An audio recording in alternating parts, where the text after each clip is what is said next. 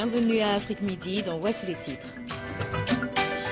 Au Burkina Faso, poursuite ce lundi des négociations entre l'opposition et l'armée. Le pays est bouleversé depuis la semaine dernière par des séries d'événements qui ont fait de nombreuses victimes, des morts et plusieurs dizaines de blessés. Et Alexander Zakarchenko a remporté les législatives en République de Donetsk. Il devient ainsi le premier dirigeant officiellement élu de l'Est de l'Ukraine. Mesdames, Messieurs, bonjour et encore une fois, bienvenue. Nous ouvrons cette édition sur le Burkina Faso. Le pays est toujours dans l'impasse.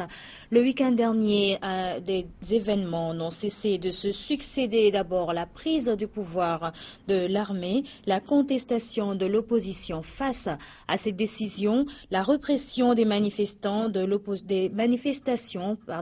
l'opposition qui a fait un mort et pour finir, des pourparlers entre le lieutenant-colonel Zida et les leaders de l'opposition politique qui n'ont rien donné hier dimanche. Retour sur ces événements. Le communiqué élu par l'adjoint du lieutenant-colonel Zida, le nouvel homme fort du Burkina Faso. Le pouvoir ne nous intéresse pas.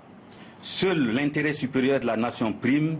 Un organe de transition sera mis en place avec toutes les composantes qui seront arrêtées par large consensus et pour une durée qui sera également précisée.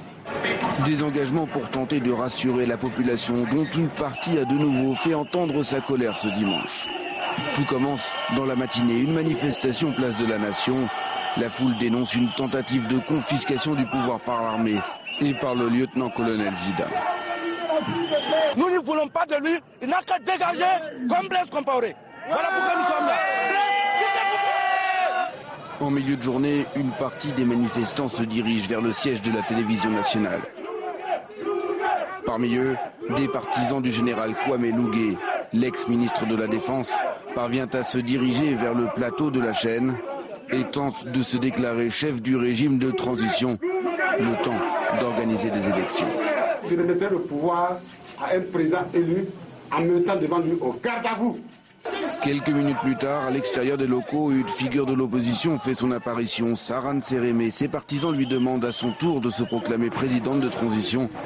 À son arrivée, des coups de feu retentissent. Un homme est tué dans la plus grande confusion. Par la suite, Sérémé affirme avoir été amenée de force par l'armée et n'y avoir voulu se déclarer présidente de transition. L'armée aura cette fois-ci repris la main. Elle assure que de nouvelles discussions auront lieu très vite avec l'opposition. Une opposition qui apparaît cependant affaiblie, divisée et qui n'exclut pas une entente avec les militaires. Et ce dimanche, toujours au Burkina Faso, le lieutenant-colonel Yacouba Isaac Zida a eu une rencontre avec les secrétaires généraux des différents départements ministériels. Il s'agissait de faire le point des dégâts matériels enregistrés au cours des récents événements, mais également de penser à une reprise des activités administratives de l'État burkinabé. Le président de la transition s'imprègne du fonctionnement des différents départements ministériels auprès des secrétaires généraux. Une rencontre à bâton rompu qui a permis à ces techniciens de faire le point des dégâts enregistrés avec en ligne de mire le redémarrage de l'appareil de l'État. À la mesure où il n'y a plus de gouvernement, l'administration doit continuer de fonctionner et donc les acteurs, les premiers responsables de ce fonctionnement, ce sont les secrétaires généraux. Donc il nous a donné des instructions dans ce sens.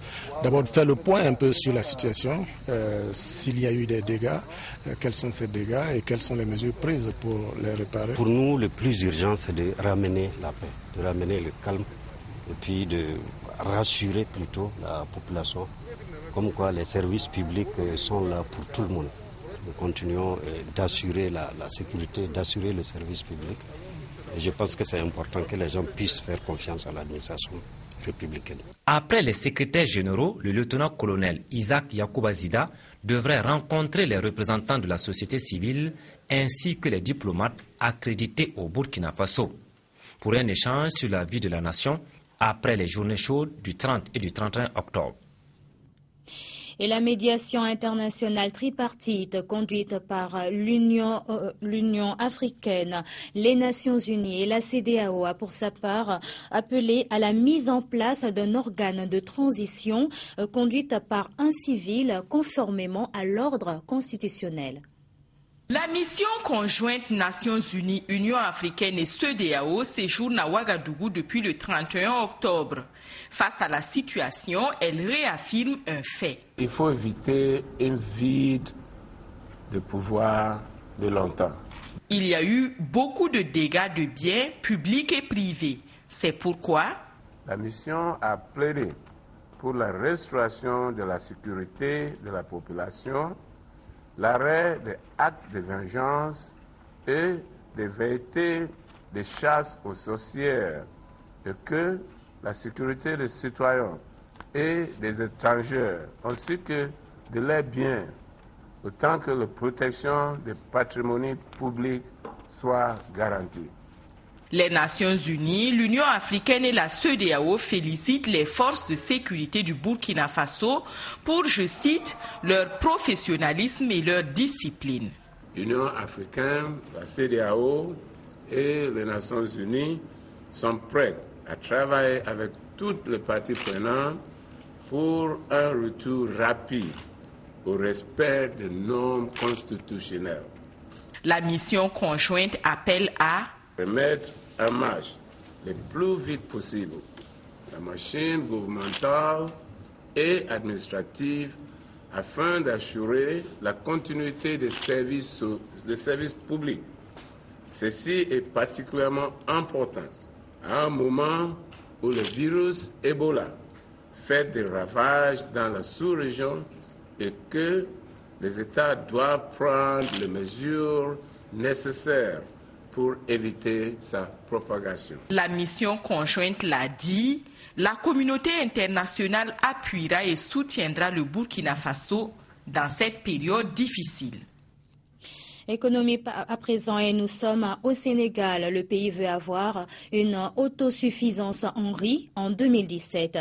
Et pour ce faire, la région de la Casamance doit produire près de 30% de la production nationale. Une mission pas facile pour les producteurs qui doivent faire face aux problèmes de salinité des sols. Nous sommes à Sédhiou, dans la vallée de Bakou. Ici, la riziculture reste la principale activité agricole des populations. Dans ces rizières, on trouve différentes variétés de plantes. Cela est dû à la salinité des sols. Pour régler cette problématique, l'Institut national de pédologie a effectué des travaux de caractérisation. Ces caractérisations nous permettent d'établir une situation de référence de la salinité au niveau des rizières. Et cette situation de référence nous permet en fait de savoir le degré de salinité des sols avant qu'il y ait un processus d'amendement de ces sols-là au phosphogypse qui permet aux populations de récupérer une partie de ces terres salées-là et de les valoriser après.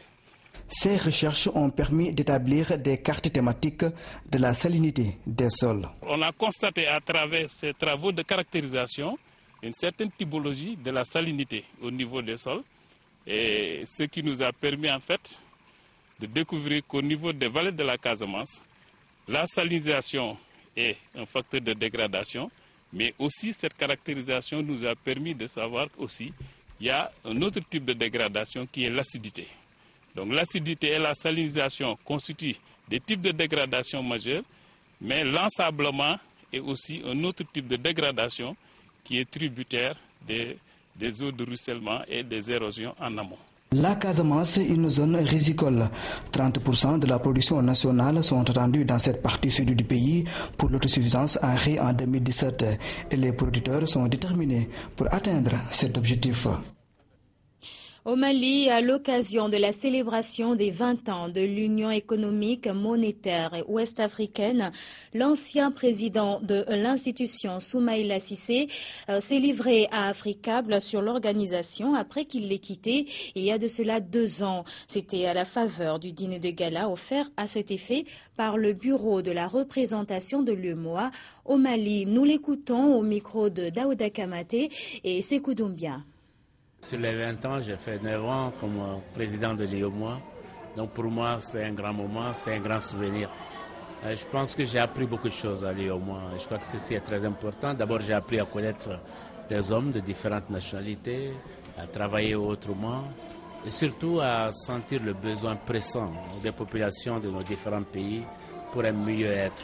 Je crois que des problèmes dont on peut être fier, c'est de donner tout simplement de l'eau aux femmes, aux petites filles, pour les libérer de tâches quotidiennes, leur permettre d'aller à l'école et de s'occuper d'autres choses.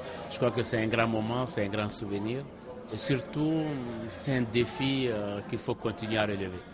Et je pense que l'avenir de nos pays dépendra beaucoup de l'intégration, dépendra beaucoup de la façon dont les économies vont s'intégrer, de la façon dont les gens vont se tolérer. Mais quand on dit tout ça, il y a aussi des aspects sur lesquels on aurait bien voulu approfondir. Les problèmes de la sécurité deviennent aujourd'hui des problèmes récurrents.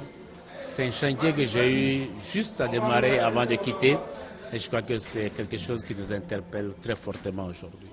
Le chantier qu'il faut continuer à approfondir, c'est vraiment la libre circulation des hommes et des biens, le droit d'établissement, pour que chaque citoyen se sente chez lui dans n'importe quel village de l'Union. Hors du continent africain, à présent, les élections législatives en Ukraine ont vu la victoire des pro-occidentaux. Et c'est le commandant des unités rebelles, Alexander Zakharchenko, qui a été élu sans grande surprise président de Donetsk dans l'est de l'Ukraine. Sans surprise, le Premier ministre Alexandre Zakharchenko, 38 ans, a été élu président de la République autoproclamée de Donetsk. Son parti s'est également imposé aux législatives. Et sitôt les résultats connus, l'ancien ingénieur en mécanique devenu leader des rebelles a une nouvelle fois dénoncé la position des autorités ukrainiennes. L'Ukraine ne veut pas la paix, quoi qu'elle dise. Manifestement, il joue un double jeu. Mais Alexandre Zakharchenko s'est bien gardé d'évoquer les renforts militaires aperçus par des journalistes dans la région de Donetsk, une colonne blindée qui viendrait directement de Russie selon Kiev. À Lugansk, autre place forte des séparatistes, l'ex-militaire de 50 ans Igor Plotnitsky a également été élu. Pour légitimer ces élections, rejetées par Kiev et Bruxelles mais reconnues par Moscou, les rebelles ont fait appel à des observateurs internationaux non reconnus par la communauté internationale. Pour tirer une conclusion maintenant, nous pouvons dire que ces élections se sont déroulées conformément à la pratique européenne. Les Européens, eux, estiment qu'il s'agit d'un nouvel obstacle dans la recherche d'une solution pacifique au conflit. En Syrie, les combats se poursuivent entre les forces islamiques et les combattants kurdes. Et ces derniers ont bénéficié la semaine dernière d'un renforcement de leur effectif. Près de 150 peshmerga irakiens sont venus en renfort. Pas d'arrière-pensée, voilà le message des autorités du Kurdistan irakien. Le Premier ministre de la région semi-autonome a tenu à rassurer quant à l'envoi de peshmerga en Syrie. Leur mission est uniquement de prêter main forte aux combattants kurdes syriens de Kobané, assiégés par les djihadistes de l'organisation de l'État islamique. Ils ont en fait un rôle de soutien. Nous ne voulons pas interférer dans leurs affaires intérieures. Ça a été à leur demande. Et nous avons accepté. Nos forces vont rester temporairement là-bas et leur objectif principal est d'aider ceux qui défendent Kobané sur le terrain. Le contingent de 150 peshmerga est entré vendredi soir à Kobané. Avec lui, de l'artillerie lourde tant attendue par les combattants kurdes syriens, jusqu'ici faiblement armés face aux djihadistes. Dépêchés par les autorités du Kurdistan irakien, les peshmerga ont dû attendre le feu vert de la Turquie pour franchir la frontière turco-syrienne. Une autorisation qui avait tardé à venir, car Ankara refuse de venir militairement en aide aux forces kurdes syriennes. Les autorités turques craignent en effet une alliance entre les combattants kurdes de la région. Voilà qui met fin à cette édition. Merci à vous tous de votre fidélité. Très bonne suite de programme sur Africable Télévision.